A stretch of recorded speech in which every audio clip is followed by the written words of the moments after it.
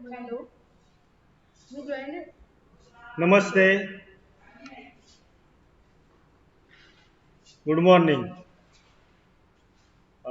काल आपला 3 डिसेंबरला एक कार्यक्रम झालेला होता संगमेश्वरी बाग.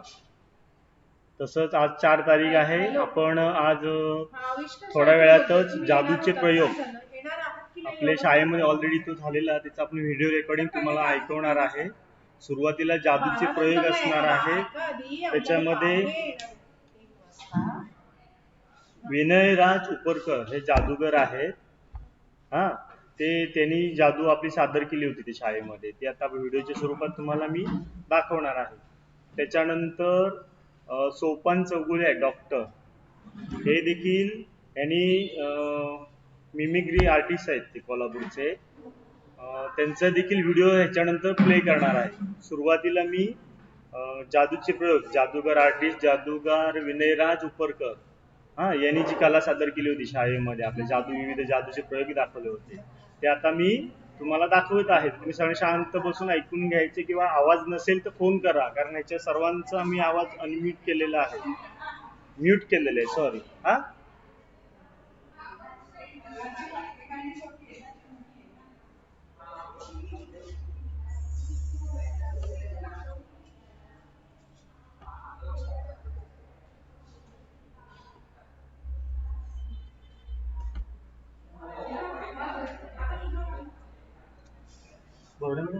तुमचा मोबाईल इथे घ्या.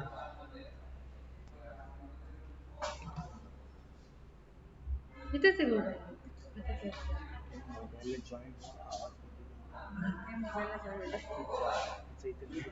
मग माझा तिने ह्याला घेतला नेटला कॉम्प्युटरच्या आणि कसं करणार.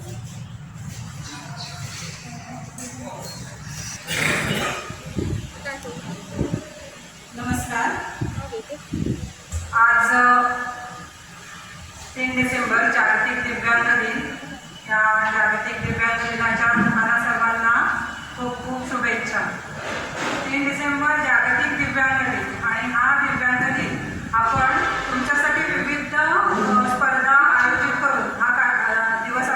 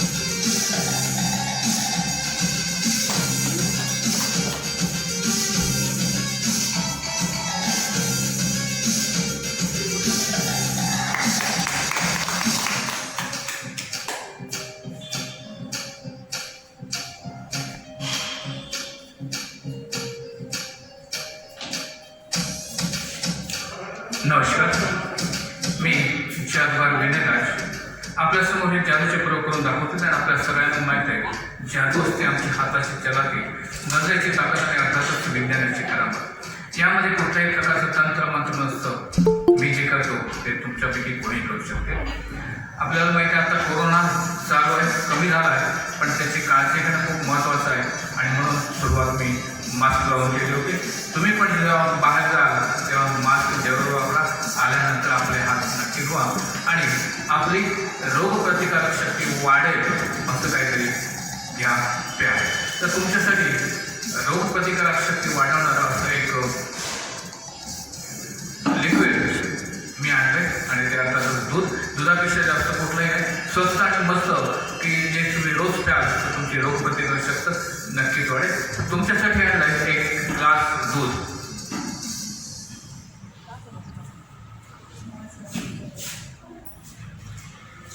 आता हे दूध आहे, एक्झामसाठी मी थोडं घेतो आणि तुमच्यासाठी. तुम्ही आमच्या समोर नाही पण तुमच्यापर्यंत सगळ्यांच्यापर्यंत हे दूध मी पोचवणार आहे. कसं पोचवणार आहे बघा. पहिल्यांदा यातलं दूध मी काढून घेतो. आता एक जादूचा ग्लास आहे आणि जादूचा ग्लास असल्यामुळं याच्यातलं दूध तसं कमी होत नाही. नवाच 1 2 3 एक ग्लास दूध होतं तरी अजून एक ग्लास दूध शिल्लक आहे. आता हे दूध मी तुमच्यापर्यंत पोचवणार आहे. मात्र त्यासाठी तुम्ही अशी ओढण्याची ॲक्शन करायची. घरात तिथं बसायला तिथं असं ओढायचं हे दूध तुमच्यापर्यंत पोचवणार आहे. तयार? नवरेडी? तयार सगळे? 1 2 3 मिनिटांनंतर हे दूध ओढायला तयार करायची आणि हे दूध इथून तुमच्या प्रत्येकाच्या घरापर्यंत जाणार आहे. नवाज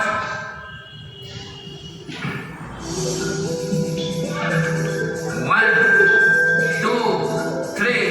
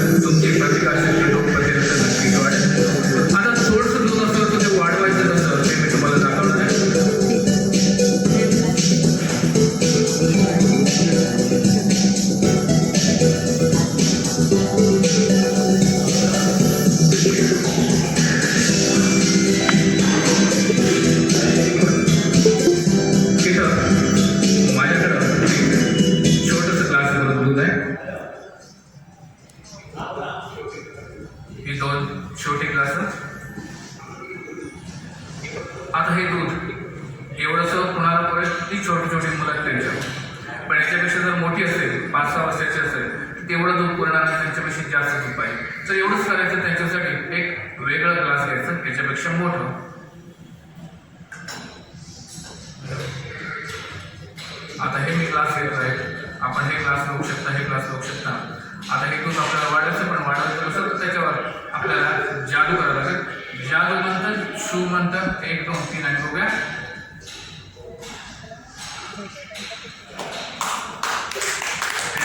मोठ्या ग्लास भरून गेलं. अजून मोठी मुलं असतील तर त्यांना यांच्यापेक्षा जास्त दूध पाहिजे. माझ्याकडं अजून एक मोठा ग्लास आहे, बघूया. याच्यावर पण आपण जादू करूया. जादू म्हणतात, शू म्हणतात, 1 2 3 आणि हे दूध अजून वाढलं. आपण दोन्ही ग्लासामधलं अंतर बघू शकता. आता जी एकदम मोठी मुलं आहेत आणि त्यांच्या पालकांसाठी म्हणून आपण अजून मोठं ग्लास आणलं. बघूया आपण. जादू म्हणतात, शू म्हणतात, 1 2 3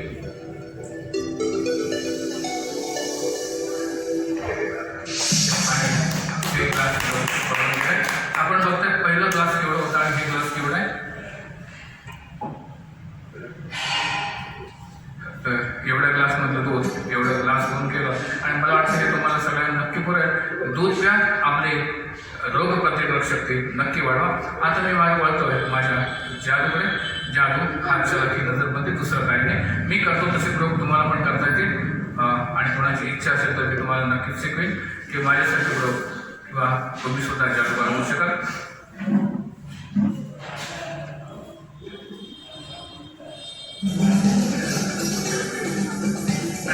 तुमच्याकडे सादर करतोय एक जादूचा कार्यक्रम, न बोलता जादू, द मॅजिक विथ म्युझिक.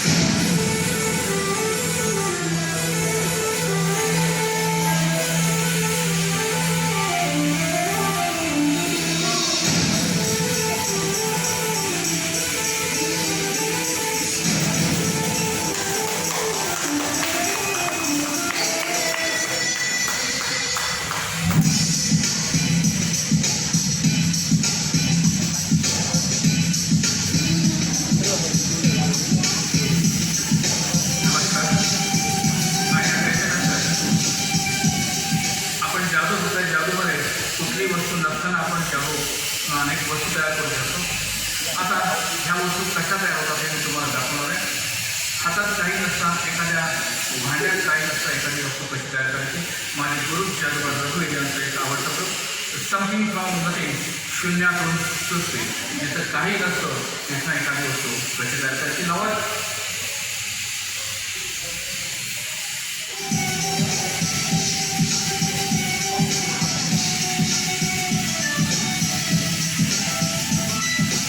एक रिकामी फ्रेम,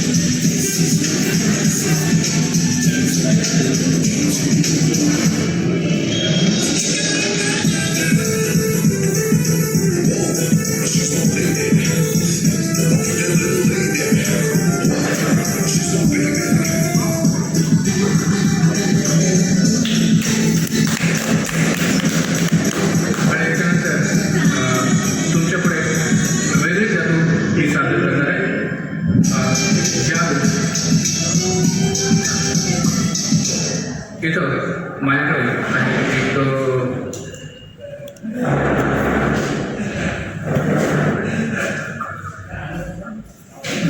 एक वेगळी जादू, आपल्याला माहिती आहे जादू जी मी करतो तुम्ही पण करू शकाल. तर अशी एक जादू मी तुम्हाला दाखवणार आहे.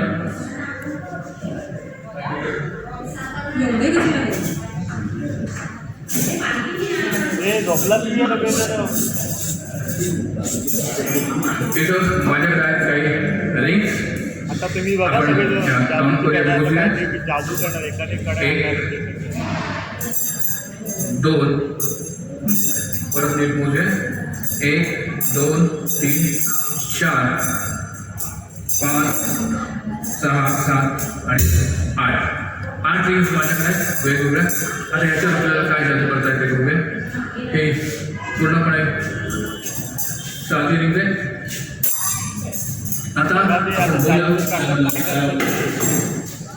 नवश 1 2 या दोन्ही एकमेकात अडकले. आपण बघताय या दोन्ही सॉलिड रिंग्स आहेत एकमेकात अडकलेले आहेत. आता माझ्याकडे उद्या 1 2 3 4 5 रिंग. आता ह्या रिंग कशा अडकतात आणि कशा बाहेर काढायचे मी तुम्हाला दाखवणार आहे.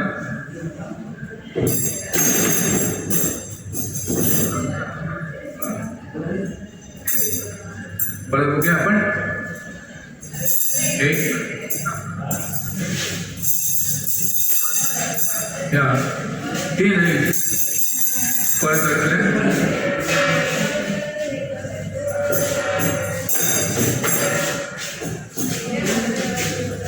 आता माझ्या हातून 1 2 आणि 3 रिंग आपण बघू शकता. आता त्या एकमेकात अडकतात कशा आणि बाहेर कशा काढायचं तुम्हाला दाखवतोय. या 2 रिंग घेतल्या. आता ही रिंग इथं घासायची आणि याच्यावर जोरात मारायची की आपोआप आतमध्ये जाते. नवाज इथं घासतो की मऊ होते आणि मऊ झाल्यानंतर आपण जोरात मारली की आतमध्ये अडकते. आपण बघू शकता आता आत गेल्या बाहेर कसे काढायचे आहे पण तुम्हाला दाखवायला पाहिजे. त्या 2 रिंग घ्यायच्या. जसं आपण झोपाळा हलवतो तशा हलवायच्या आणि हलवता बघूया त्या 2 रिंगचं अशी काय होते. हलवत राहायचे आणि हात हळूहळू बाजूला घ्यायच्या आणि बाजूला. आता हात अडकवायची दुसरी एक पद्धत सांगतोय. हे घ्यायचा आणि हात दुसऱ्या हातमध्ये घालते. ही रिंग सुद्धा आपोआप अडकते. आता ह्या 2 रिंग झाल्या.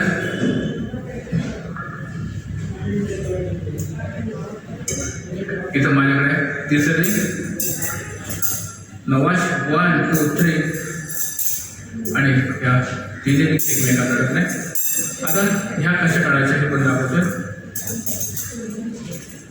3 रिंग वेगवेगळ्या अशा ठेवायच्या आणि हवेत उडवायच्या. नवाज 1 2 3 हे रिंग बाजूला. तसेच आपण बघूया. हे इथं पकडायचं, हे इथं असं घासायचं आणि इथून हे रिंग बाहेर. आता ह्या एकूण 8 रिंग्स आपण बघितल्या. सगळ्या साध्या होत्या त्या एकमेकात अडकल्या गेल्या. 3 अडकल्या, 2 अडकल्या, ह्या 3 सुट्या.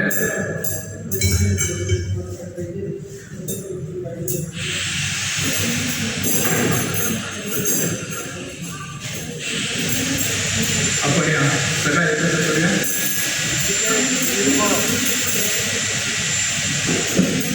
या सगळ्या एकत्र करूया आणि बघूया नक्की काय होते.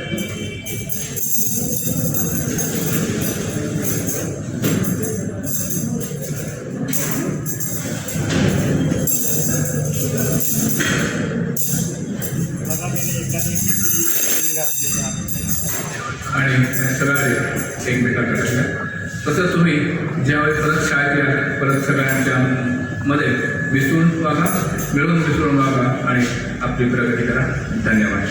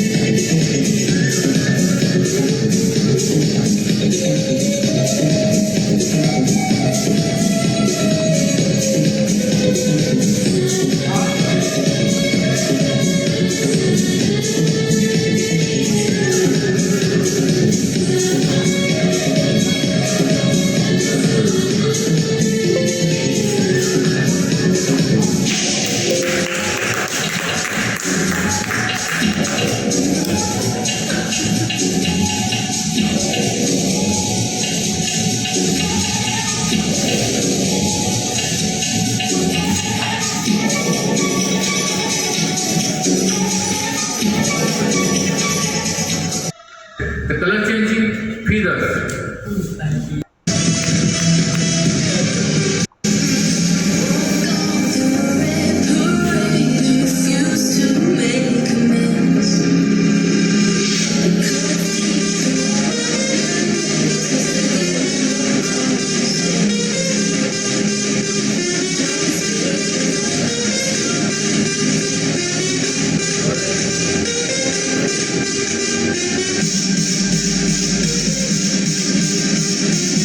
बघा त्यांनी पिवळा रंग केलेला आहे. हा रंग कोणता आहे? केशरी.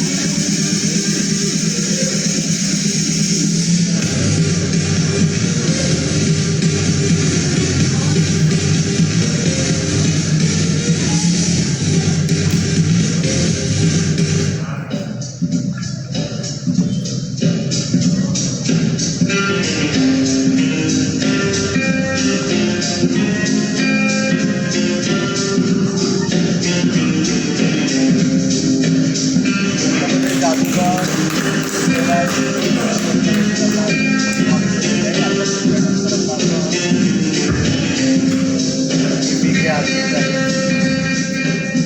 डॉक्टर चौगुले ची मिमिक्री दाखवणार आहोत.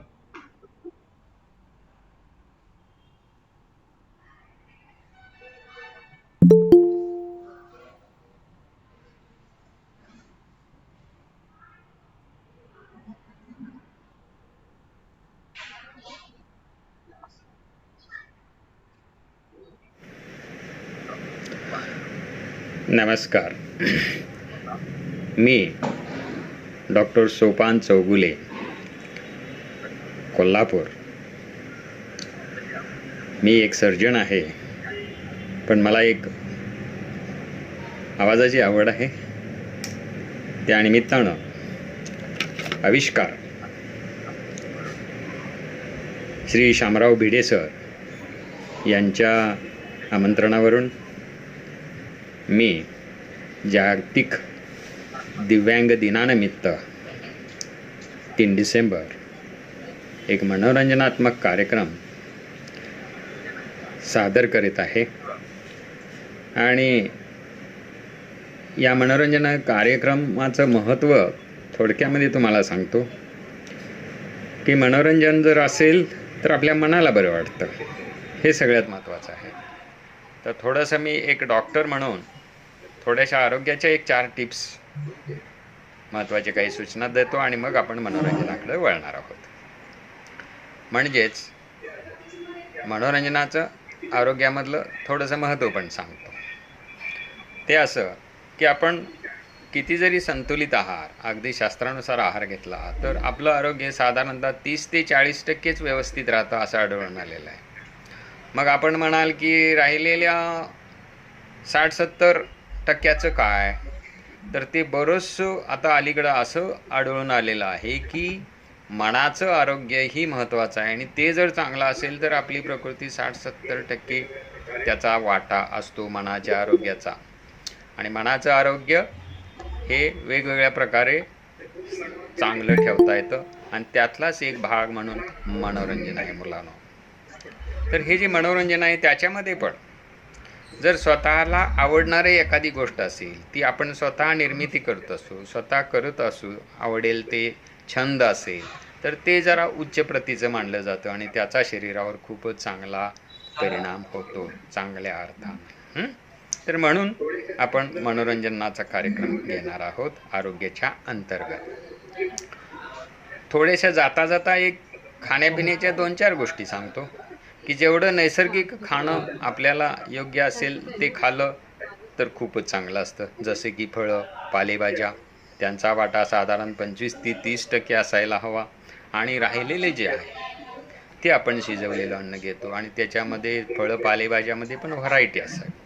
चर्वण खूप नेहमी. आता या आवाजामध्ये वेगवेगळे आवाज आहेत. प्राण्यांचे आहेत, पक्ष्यांचे आहेत, व्हेइकलचे आहेत आणि काही वाद. तो म्हणजे अलोरा पक्षी. पहा कसा आहे ते.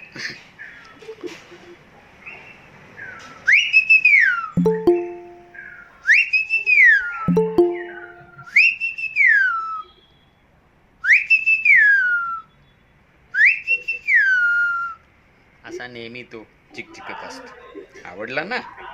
आता नंतर एक पक्षी आपण पाहणार आहोत, तो म्हणजे कोकिळ. कोकिळ आपल्या सर्वांनी ऐकलेला असणार आहे, नेहमी कसा घुमतो. आवडलं काय? बरोबर? तर पहा. हा.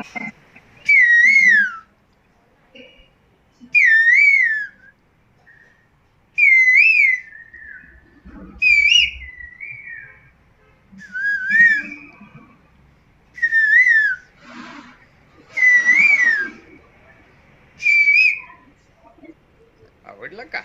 याच्यानंतर आपण नेहमी काही पक्ष्यांना, काही प्राण्यांना उगीचच नावं ठेवत असतो.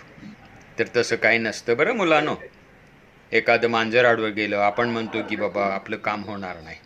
असं काही नसतं. ते बिचारं त्याच्या मार्गानं जात असतं. तर तसाच एक नावं ठेवलेला पक्षी, कदाचित ती मांजर पण म्हणत असेल माणूस आडवा गेला, होय की नाही? मग चालेल का आपल्याला तसं? नाही ना. म्हणून आपण पक्ष्यांना, प्राण्यांना काही नावं ठेवायची नसतात किंवा कुणालाही नावं ठेवूच नाही मुळात. हां, तर तसाच एक पक्षी म्हणजे आपल्याला टिटवी. बघा,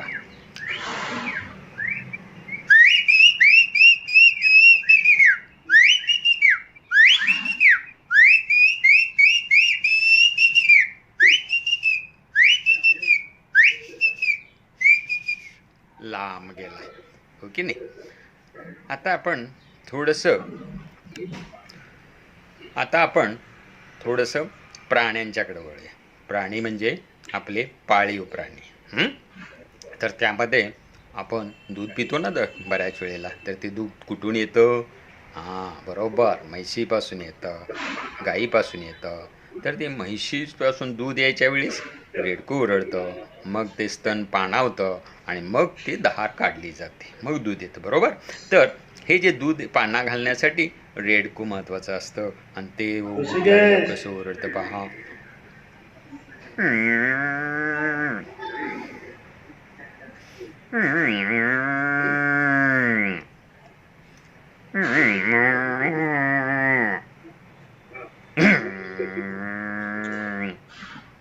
आवडलं की नाही?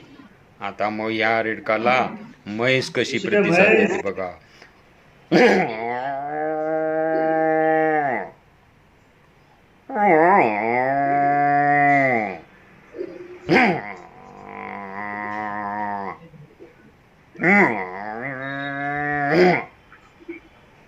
की नाही? आवडला का म्हैसीचा आवाज? आता त्याच्यानंतर आणखी एक पाळीव प्राणी आपण घेणार आहोत, तो म्हणजे नेहमीच तुम्हाला माहिती आहे, मांजर. तर मग सगळ्यांना आवाज मांजराचा येतो, पण कसा असतो त्याचा, कसा आवाज, सकाळी कसा, दुपारी कसा बघा. हां, सकाळी आपण नाश्ता करतो त्यावेळी आपल्याला असं बिलगून जातं, आणि बिलगून जात असताना त्यालाही पाहिजे असतो नाश्ता. मग ते असं आपल्याला वशीला लावत अगदी मऊ आवाज काढतं. कसं ते पहा.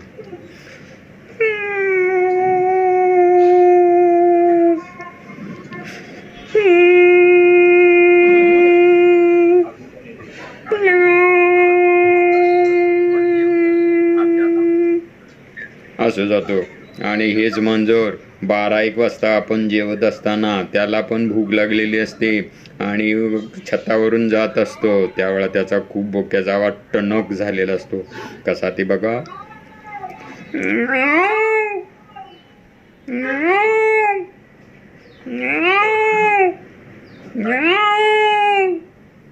ऐक नाही गंमत, कसा टणक आवाज तो रागावून. आता हीच मांजरं रात्री मात्र यांचा आवाज वेगळा आणि कसा असतो बघा. रात्री 2-3ची वेळ शेजारचा बोका आपल्या बोक्याजवळ आलाय समोर, आणि दोघं एकमेकासमोर येत आहेत. द्वंद्व होतंय त्यांचं. एखादी शिकार कॉमन सापडली दोघांच्या मध्ये, तर त्यांच्यावर मध्ये कसं द्वंद्व होतं बघा. त्यांची जुगलबंदी, रात्री 2-3ची भयान शांतता, आणि त्या शांततेमध्ये या दोघांचं द्वंद्व, शेजारचा बोका आणि आपला बोका. आहे की नाही गंमत? बघा कशी गंमत असते. रात्री 2-3ची शांततेची वेळ, 2 बोके एकमेकासमोर.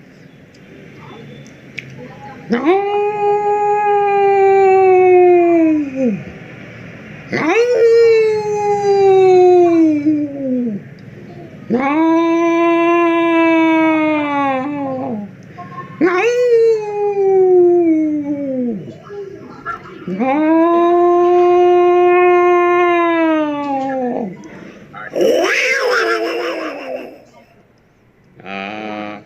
घाबरलीत का नाही? आणि आपण कसं दचकून जागवतो रात्री, हो की नाही? आणखी एक प्राणी आपण गल्लीतनं रस्त्यानं जात असताना दिसतो, तो म्हणजे डुक्कर. डुक्कर कचरा बराच नको त्या गोष्टी साफ करत असतो. तर ते डुक्कर जसा कळप असतो की नाही, त्यांचं ते ओरडतात कसे बघा.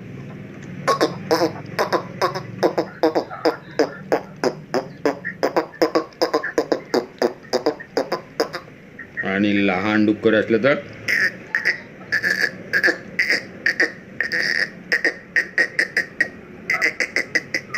असं आवाज करत ती पळत असतात नुसते, होय की नाही? आता आपण थोडंसं वेगळ्या गोष्टीकडे येणार आहोत, ते म्हणजे आपल्याकडं म्हणजे माणसांच्याकडे. आता आपल्या इथं, आपल्या मराठी सिनेमासृष्टीमध्ये ज्यांचं नाव घेतलं जातं ते म्हणजे पूर्वीचं जे नाव आहे ते निळू फुलेंचं, म्हणजे निळू भाऊ. तुम्ही बऱ्याच पिक्चरमध्ये बघितलं असेल निळू भाऊ. त्यांची एक वेगळीच आवाजाची छबी आहे, तर ती तुम्हाला दाखवतो. तर ते आपल्या कोल्हापूरला आलेत, महालक्ष्मीचं दर्शन घेत आहेत आणि त्यांच्या मनामध्ये सध्याच्या परिस्थितीचं, निसर्गाच्या हे रुद्र रूपाचं ते कसं सांगतायत महालक्ष्मी आईला ते बघा. निळू फुले महालक्ष्मीचं दर्शन घेताना ते काय साकडं घालतायत बघूया. करवीर निवासिनी महालक्ष्मी, माझा तुला नमस्कार. आई काय चाललंय सध्या? ही कसली सुनामी आणलीस माग? निळू फुलेंचा आवाज काढताय ते निळू फुले. त्याच्यानंतर कोल्हापूरला आल्यावर ऐकतो हा महापूर, त्याच्यानंतर भूकंप काही ठिकाणी, वादळ. काय आई, मला संकटांचं काही कळणच झालंय. माझी एकच विनंती आहे तुला, आमच्या मुलांना आणि माणसांना चांगली बुद्धी दे, सगळ्यांचं कल्याण कर आणि संकट एकदा तुझ्या हातात असली घालवूनच टाक ना एकदा सगळीच. एवढंच मागणं बाई, मी आई मागतो, तुझ्या समोर नमस्कार करतो. आहे का नाही? छान. आता त्याच्यानंतर तुमच्यासाठी आणखी एक मी किस्सा सांगत आहे, तो म्हणजे क्रिकेट. क्रिकेट आवडतं ना तुम्हाला? हां, क्रिकेट खूप जणांना आवडतो, जवळजवळ सगळ्यांनाच. तर क्रिकेट संदर्भात एक ऑस्ट्रेलियाला काहीतरी थोडंसं नको ती गोष्टी झालेल्या होत्या आणि त्या गोष्टी संदर्भात काहीतरी छोटीशी किरकोळ काहीतरी माझं तुझं असं झालेलं होतं ऑस्ट्रेलियन प्लेयर्स आणि आपल्या प्लेयर्समध्ये. त्या संदर्भातनं मी हे किस्सा तयार केला आहे की ते आलेत आणि त्यांना पत्रकार विचारतायत नेमकं काय झालं बुवा.